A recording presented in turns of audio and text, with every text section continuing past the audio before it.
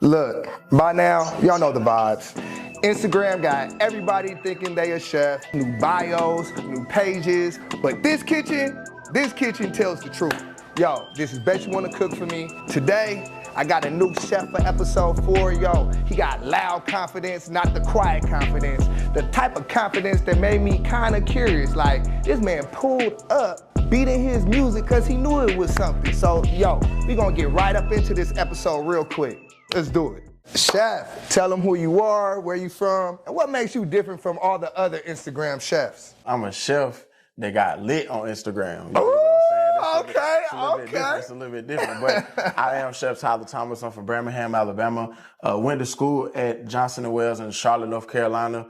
Moved to Atlanta during COVID, so you know, I'm part Atlanta, part Charlotte, part Birmingham, you know, so yeah.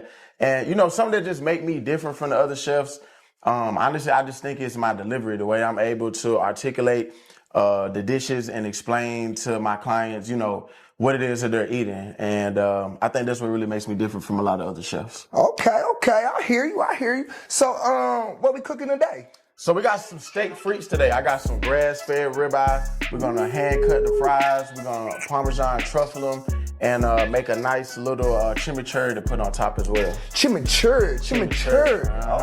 Okay. So look, I'm gonna throw in a twist, right? Okay. Got some great food here, but this is episode 4. You can't use one ingredient. You cool with that? You got a lot of ingredients right there. I don't know how I feel about that, but we can make some shake. We can make some shake. Okay, y'all see it. Real chefs adjust. Y'all Instagram chefs panic. This how it goes. You gonna cook the way you cook. Okay. I'm gonna eat the way I eat.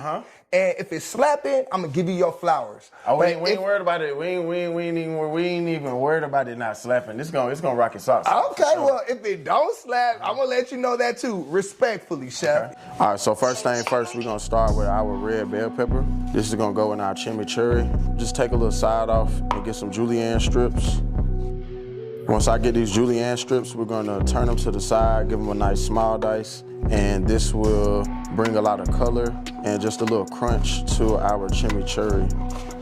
I love the red bell pepper just because of the flavor that it brings and just the color. It's a beautiful red, bright, robust type of color. All right, so we're gonna go down first with our red bell pepper. We got some fresh parsley. We give it a nice rough chop, but I actually want it to be fine as possible. So first we're gonna start off with the rough chop. Parsley doesn't have much flavor. You can honestly do parsley or cilantro, or you can do a mix of both. Go ahead and try to get it as fine as possible. Then we're gonna add that down. Go. All right, so we put the napkin down up under the cutting board so the cutting board won't move. Just to keep it stable, because the last thing you want is your cutting board to be sliding while you're chopping something. I love hand-cut fries just because it just tastes better. It just tastes way better than your typical frozen French fry. Super inexpensive. It don't take that long to make either. So first off, we're gonna start with our planks. Want a pretty thick fry. I think the thick fries are the best for the steak frites. You're able to stack them, and if they're cooked properly, have a nice crunch as well. You wanna make sure that all your fries are cut evenly so that when you start to cook them, they cook evenly. So go ahead and add my potatoes for my fries. And like I said, we're just gonna let this go for about 5 to 6 minutes. All right, so now we got our steak patted off right here. I like to do this just so that the seasoning sticks to the steak. Now my man said I cannot use one of my ingredients, so I'm going to opt out on the onion powder. And honestly, it's no biggie because a good steak really honestly only needs some salt and pepper anyway. So chef, you still feeling confident? Is the sky still outside? Is the sun still out? Like, what kind of question is that? Okay. So now we're gonna get our steak seasoned with some nice amount of salt and pepper. I like to do the fresh cracked pepper. You know, if you work out, it's a good little workout for you. Cause I like a nice, generous amount of pepper. It helps promote a nice crust on your steak. And we're just gonna do this on both sides. Something to start cooking. I want to smell some of them flavors he been talking about. Onion powder is off the list, champ. Yeah, I'll hold this. Rejection. And onion powder is one of my favorite seasonings. And do you have a specific brand of onion powder that you like the best? I don't like to buy the cheap onion powder, but For sure. I buy onion powder. This is showing me the chef skills right here. My boy say he like a clean kitchen, and he cleans as he goes. yeah, man. That's real chef energy. Some things that I like to do when I go in the house, you know, I take my shoes off. You know, just like little stuff. Make sure you clean it up while you go. Clean it up after you get done. It's just like very important. All right, so for with our chimichurri, we're gonna take a nice neutral oil. We got some avocado oil here. We'll do probably like 1/4 cup into the chimichurri. We're gonna get some of this garlic, salt, pepper, and season this up, just so this has a little flavor. We're gonna take some red wine vinegar. Take probably about a tablespoon, nice little tablespoon in there. Give it a little acidic flavor. And we're gonna just go in with some fresh cracked pepper. And that, my friend, is how you make a beautiful chimichurri. All right, so now we're gonna go ahead and drain off our fries. We're actually going to give it a nice ice bath. What does the ice bath do? So the ice bath prevents it from continuing to cook. So you have mushy french fries. Do the same thing with the vegetables. It's called blanching and shocking. The ice the ice shocks shocks or stops the cooking process. Because once you pull it out, it's still hot. You see how it was steaming still? It's pretty much just shocks it.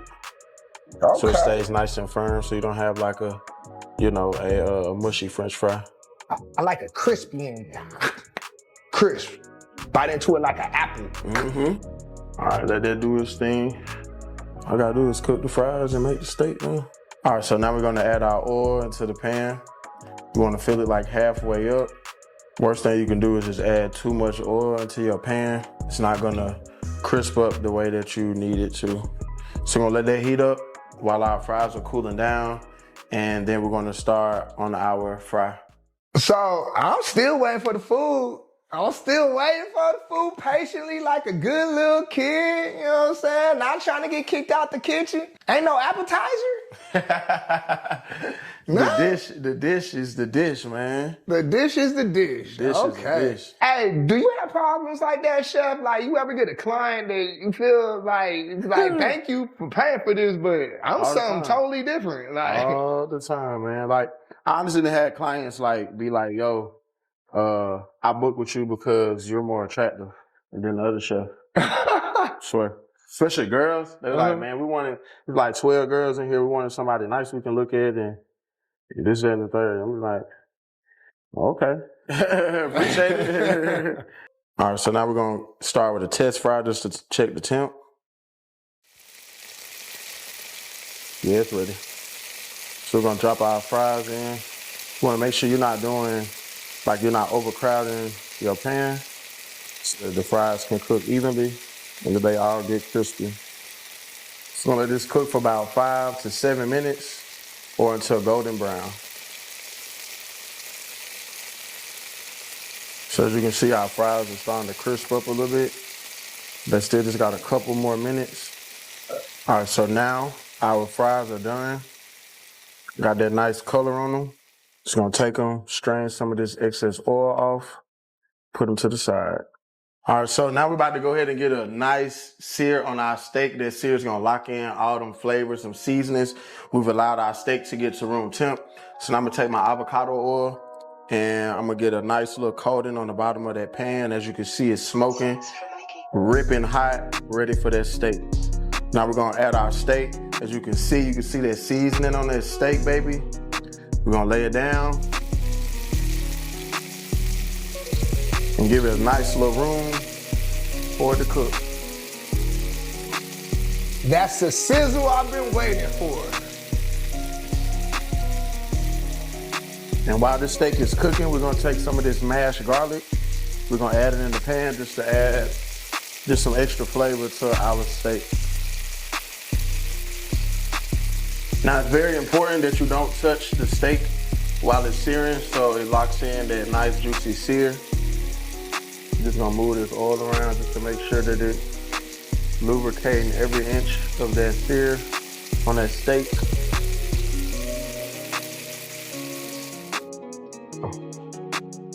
That sizzle, man. That's what I'm in here for. This is why I love the best part of the kitchen is hearing that sizzle sound. Man, the flavors is, whew, got the whole room smelling wonderful. Matter of fact, hey chef, how do you feel about not using the onion powder on this dish? I ain't feeling no type of way, man. I've honestly had the luxury of cooking for a very long time, so I know how to improvise and still make some shake. Well, we're gonna see if the plate is still that much of a masterpiece. All right, so don't have my tongs. We're gonna have to go a little ghetto and use this fork. And as you can see, we got a nice, beautiful sear on this steak. Like, look at that, man.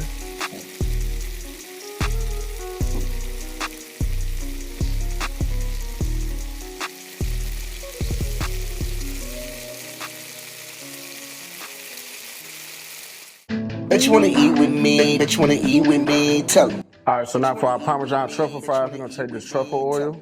Bet you wanna eat with me, bet you wanna eat with me, Get a nice little amount on the fries. Hit it with some parsley, some Parmesan. We're gonna use some of this Kinder's prime steak, garlic and truffle seasoning. Get at me. And now we're gonna finish it off with some fresh salt.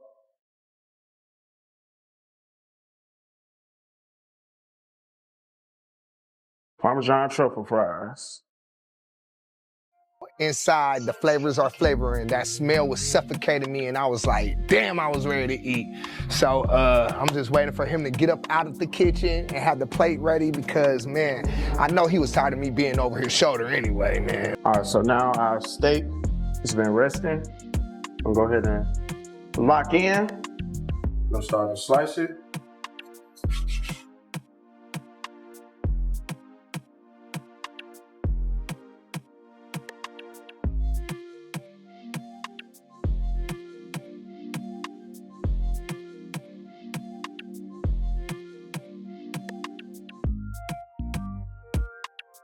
Parmesan truffle fries.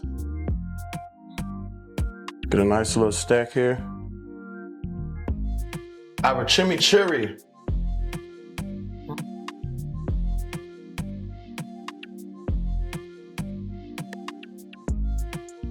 Just gonna top that off, just like that.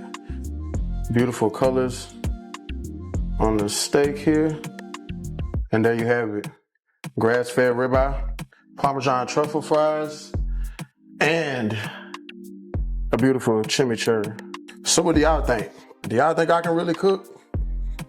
Or is it giving Instagram chef? Y'all let me know.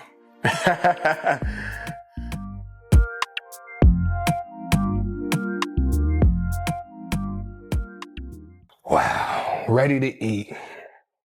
It's about time, man. Well. You got like a $80 plate in front of you right now.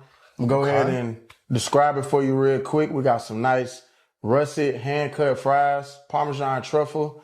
We got a grass-fed ribeye with a fresh chimichurri on top. Hope you enjoy it, my brother. So, what made you pick this dish? Honestly, I made this dish for a shorty last week. She loved it. And, you know, just make something that I know is going to be good, effective, and, you know, relatively easy. Look, you see, I've been pressing it and all. It's firm enough, but it ain't soggy. It's just like the right consistency. Like, if it was a step up or a step lower, it would be a bad fry. I didn't know it's good because it's like my third fry. Season, I like that. About to get into this steak. I'm gonna get some of this. Now you gotta get in the middle, gang. You gotta get in the middle. Nah, see, I want to get right there on the edge. On the edge. Oh yeah. You got that crust. You got that nice crust over there. Yeah, I gotta get on the edge of this, man. Taste test. Let's get it. Let's Activate get it. Let's get it. Let's get it.